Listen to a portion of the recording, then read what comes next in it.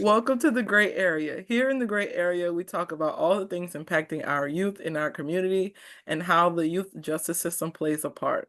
Brought to you by families and friends of Louisiana's Incarcerated Children's Youth Team in partnership with Nicole Rochette here at WHIV. We welcome you. In- Introducing our creators and hosts of the show, you have me, Cameron Dumas. You have me, Antonio Travis. And you have me, Tamia Sinans. And today on the show, we have a very special guest. We have, if you'd like to introduce yourself.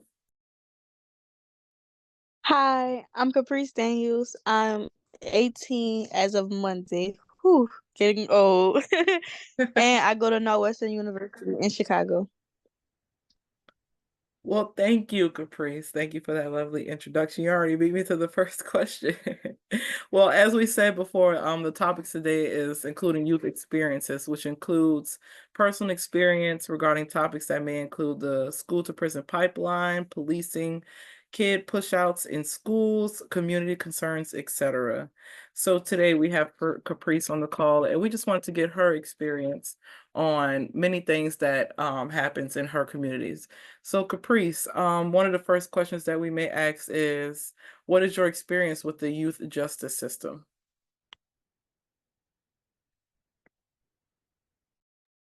I'm here.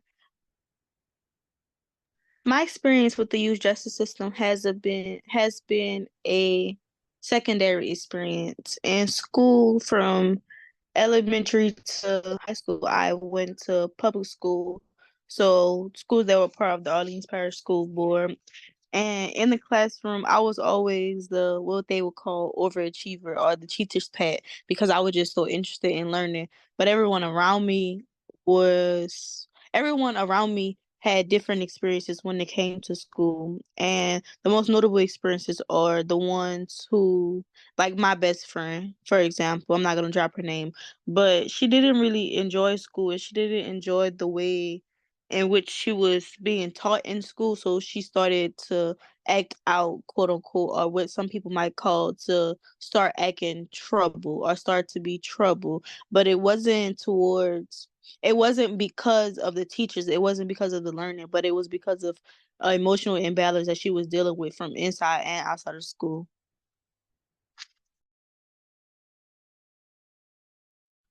Thank you, Caprice. I appreciate that. And what are some of your experience that have led you to get involved with the organization Family and Friends of Louisiana's Incarcerated Children?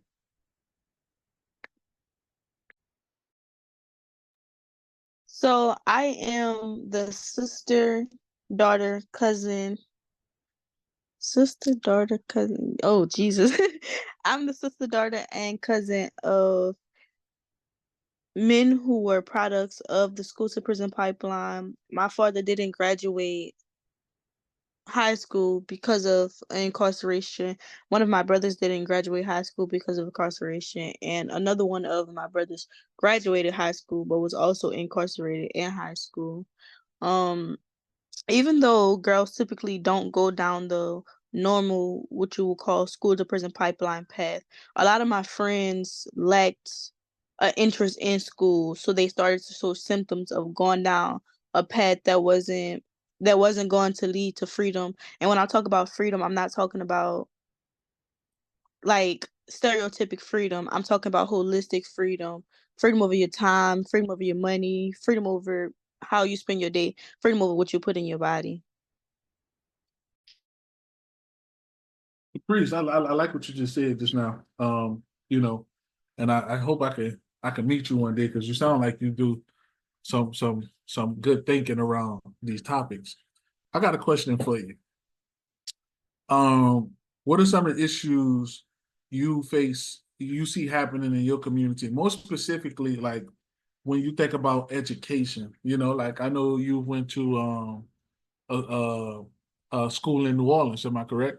The high school in New Orleans? Yes, I went to living school in New Orleans East. You went to living school in New Orleans East, and I heard they had some real good culture coaches there. I think one of them won like an award or something. But that's not important. That's not important. What's important is how do you feel about the school to prison pipeline. Like you went to Living School, and in Living School, like I think was the school that's like big on restorative practices. And for people who don't know what restorative practices are, it's just like this social theory that you know you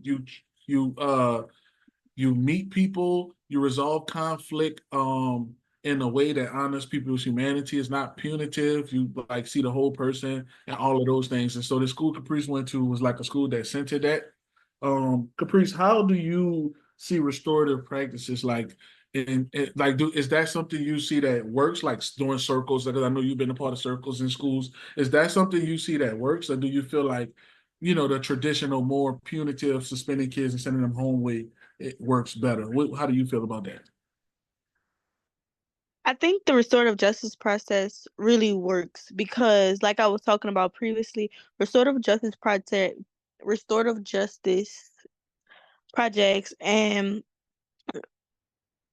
I'm sorry, restorative justice projects start to focus and hit at emotional aspects of kids, especially in New Orleans, in my community in New Orleans East. We all deal with friends and family members dying and us not knowing how to control that, or we deal with getting into an argument in the classroom. And most times, like in regular schools, if you had the zero tolerance policy, the teachers aren't going to ask you what's wrong. The teachers aren't going to dive deeper into why you're acting out. So you're going to continue to act out because in your head, that's how you get an attention. But when it comes to restorative justice practices, the culture coaches, like you mentioned, we did have some amazing culture coaches.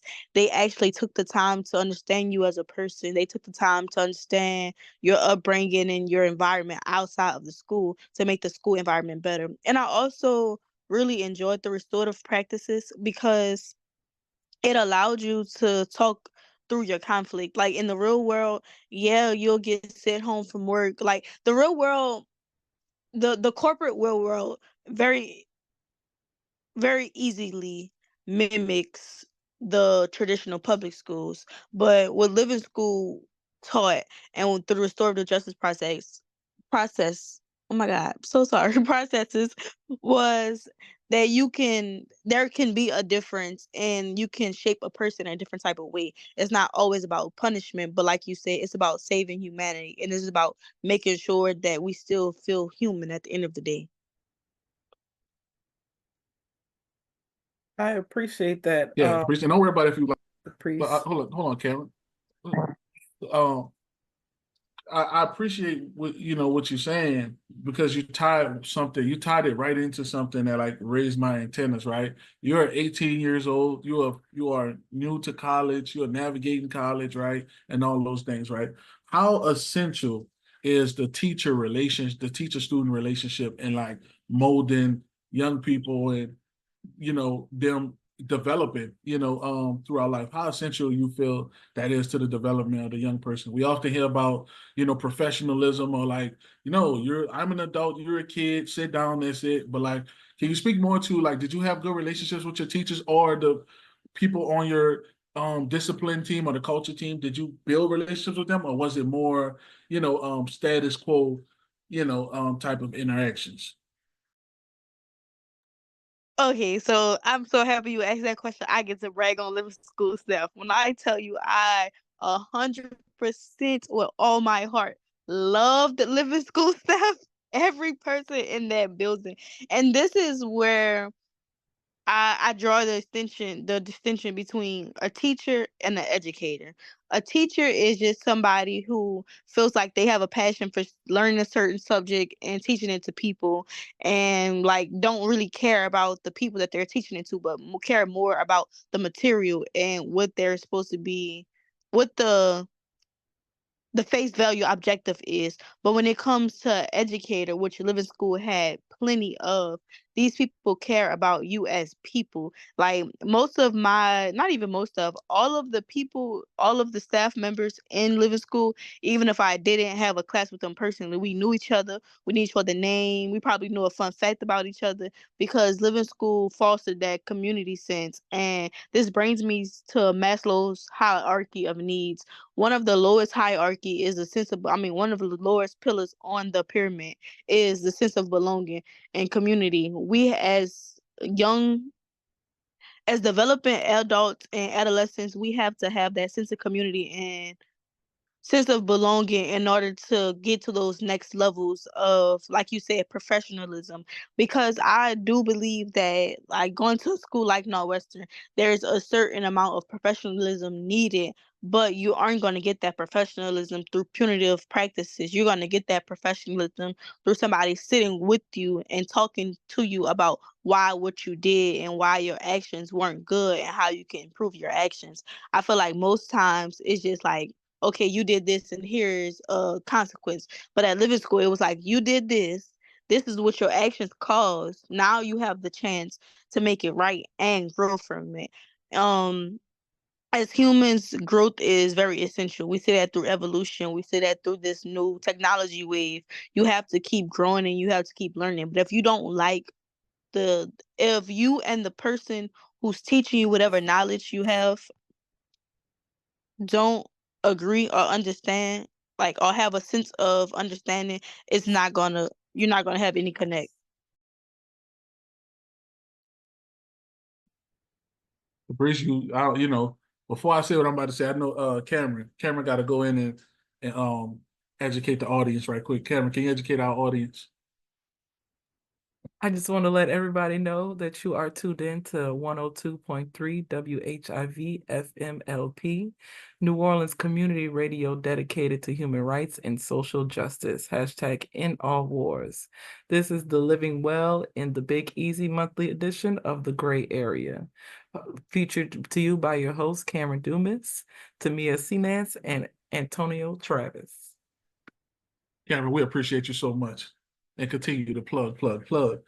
Caprice, what you just said was beautiful. I got this last piece of the question because I know Tamia she just burning like over there, you know, to ask you stuff. You talked about how the relationships are essential. You talked about how zero tolerance policies don't work, right? And you were fresh out of high school. Caprice, what about discipline? How does restorative practices, in your opinion, address discipline when people say kids need structure, kids need whatever, right? Kids need, like, you know, you do something, I suspend you. You do something, I do this. Why? How does all like restorative practices help with the discipline aspect of young people inside of schools? Being a product of the New Orleans public schools, I can tell you one thing. There's a difference between discipline and structure. People say that kids need discipline while them giving these kids punishment to be them giving kids punishment is negative reinforcement. Us having restorative justice practices is positive reinforcement. Let me give you an example.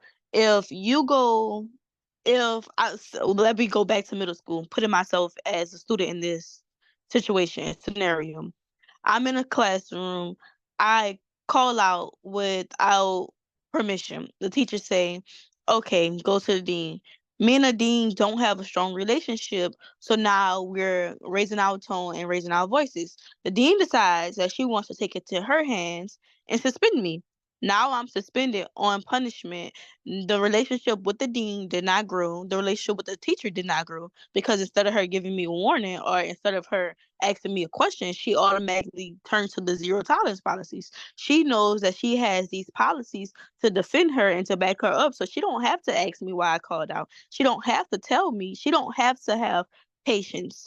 I'm going to emphasize that. She doesn't have to have patience with me. She can just send me to the dean. And dean also doesn't have to have patience with me. But now they're giving me this discipline and this punishment. When I come back to school, I'm gonna act out even worse because y'all didn't care for me in the first place. So why should I come into your classroom and make you feel cared for if you don't make me feel cared for? And then most kids feel like they're forced to go to school. It's not like, oh, if I don't like this teacher, I can just skip their class. No, you're forced to go to school because by Louisiana state law, you're required to go to school. But if we turn to restorative justice processes in the high school, we're going to use living school, for example, because they was a perfect example of this. positive reinforcement. If I'm in a class and I call out at living school, the teacher probably isn't even gonna ask me why I called out. They probably gonna say, okay, Caprice, let's give somebody else a turn, or let's raise our hand next time.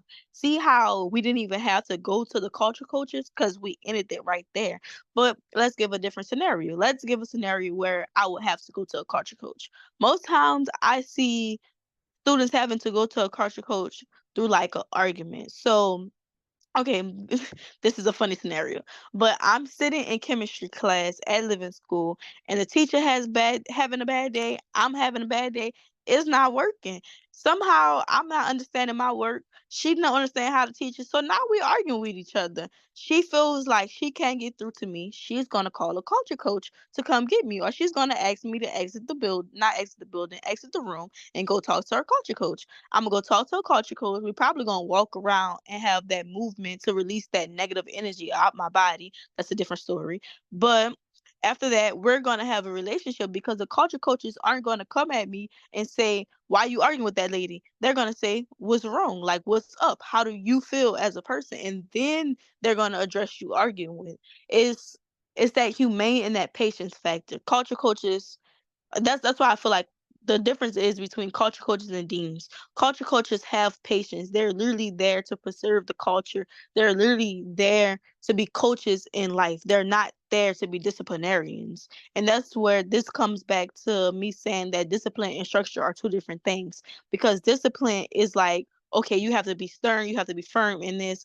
And then structure is like, okay, we're not going to let this slide because we see if something is too lenient, then people start to mess over it.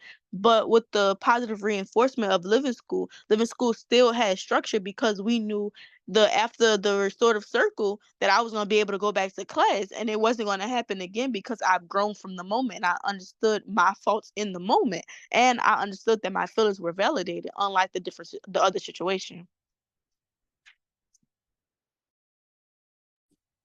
Yes, Caprice. Caprice, you talking? Yeah, she You is. talking right now. I need to meet one of the culture coaches because I just need to know. We need them to like do some trainings or something in the city around this stuff because you clearly work with people who get it and who understand it. And like, I just would love, to meet these people. So maybe offline, I never met you before, but maybe offline, you could like you refer us to these people so we could get more information from them. I know they sound like great people. Yeah, Sound like they do. great people. They They do. really are extremely great people. Especially like, I know one-on-one an award or something, so definitely like get me in touch with him. Go ahead, Tamir. Yeah, Caprice, like every time you speak, you just blow me away by how knowledgeable you are about your life experiences and how open your eyes are to the community and everything that's going on. And I heard what you were saying about the teachers, and I know that a big deal for us, especially working with education and things like that. We push to have our teachers educated to further help our children, So like I personally believe that teachers should have the same training that culture coaches have. Because mind you, we're not talking about a dean, we're talking about a culture coach. And those are two different things to me. And I think that it would be very helpful for teachers to have that same knowledge that a culture course has. Because like you said, when you go to a culture course, they're gonna help you calm down. They're not just gonna further, bring the situation along. But I have one question for you. What do you think are some solutions to all the things that you brought up about education and the school to prison pipeline and like your relationships with your teachers and all of those things? What do you think could be some solutions in our community or any community with these problems? Okay, I know it's cliche, but more education. Like this conversation is a big start to it because now people aren't, I'm not gonna lie, before I got on here and even like during the school year, I was afraid to talk. Well, during on my page I had a couple of videos about it, but I was afraid to get deep into the nitty-gritty because there's so many political entrepreneurs who make money and profit off of our school system being the way it is. Like off of I'm just saying point blank period. There's so many political entrepreneurs who profit off of a failing New Orleans school system. So our community continues to fail.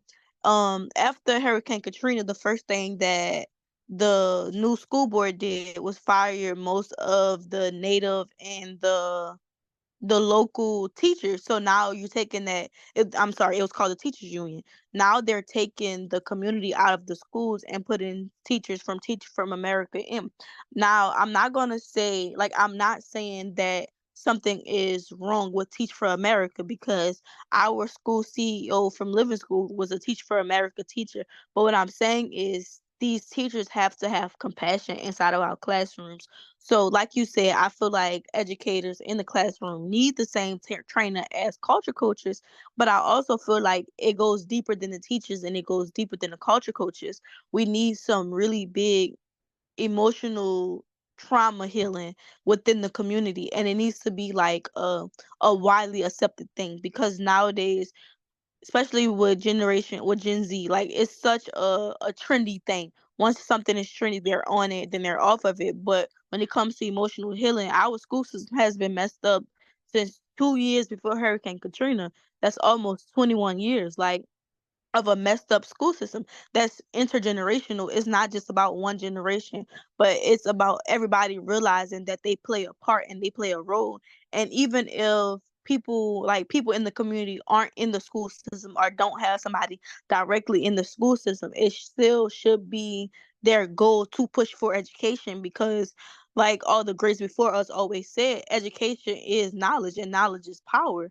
Once you have knowledge, you can change your circumstances, but without having knowledge, you can never change your circumstances. So I feel like that's a really, really big thing that needs to be changed, or not even changed. That's a really big thing, that a really big solution that can be implemented in the community to help.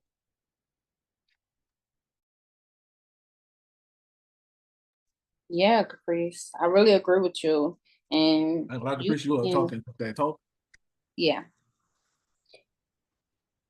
Yeah, not to cut me off, but yeah, you are definitely talking that talk right now, Caprice. You are educating us. I think you are a reminder to people that we should pay attention to what um the our young people are saying, and what's happening around them in real time. And I think we don't do a good job of centering y'all voices. So to you, Caprice, and I know you said like when you was in school, you didn't really feel like you could speak about these issues and stuff like that. But what I've learned from like people like you and other student like kids is that y'all have so much to say and y'all just need the support system. So I think my question is, how important is it for the youth to have these platforms, right? Like, um, to be able to communicate about the different issues facing the communities. How like how important are these spaces for young people to come together and just talk about potential solutions to things they see every day? How important you feel that is? I feel that is, hold on, I'm actually gonna tell you how important it is. I'm about to pull up the Maslow's hierarchy of needs. I keep mentioning this man. He's a psychologist, and basically his theory of how, like, what abundant and free life would be. Uh-oh. Is it gonna load? All right, there we go. And then on this hierarchy, at the bottom, there's psychological needs, so air, water, food, shelter, sleep, clothing. Then the next level is safety needs, so personal security, employment, resources, health, and property. And then the next one is love and belonging, like I was talking about, friendship, sense of connection. And the next one is self-esteem, so respect, status, recognition, strength, freedom. And then the top one is self-actualization. So these when it comes to the platforms that the youth need, I feel like it falls on the love and belonging category, because if we feel a sense of connection and if we feel a sense of friendship and intimacy on these platforms, we're gonna share. Like, if we feel somebody is wholeheartedly telling their story of what happened to them, and not, I'm not gonna say getting like a bad reaction, but like seeing that the community is acceptive and positive of it, and everybody else starts to share, that's the first step into like making these meetings, not meetings, but like, yeah, meetings, making these events in person to where we start healing together. But it's like somebody, and this is given that I should do it, but anyways, somebody has to be the change maker in order for everybody else to get on board. It's like setting a trend, but not one of those fast burning trends. Like setting a trend of healing, setting a trend of it's okay to tell your story, because I promise you somebody has been through worse. I promise you your story ain't the only one like that, and you ain't the only testimony. Like I just feel like, and then after the sense of connection, it goes to, like I said, the self-esteem part and the respect for it. Like once a person or a group of people are empowered, they're going to start to empower other people. I use a phrase called, once you turn on your light, you begin to light up others, and together we shine better. Like, we not better, we shine brighter. So not until, but these platforms are important to keep the youth shining. Like you said, keep the youth voices heard.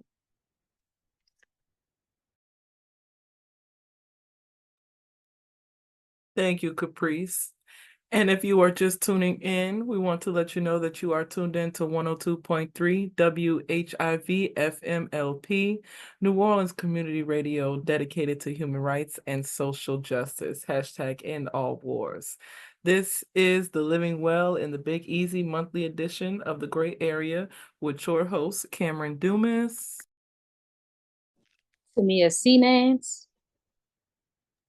Antonio Travis. With our special guest today,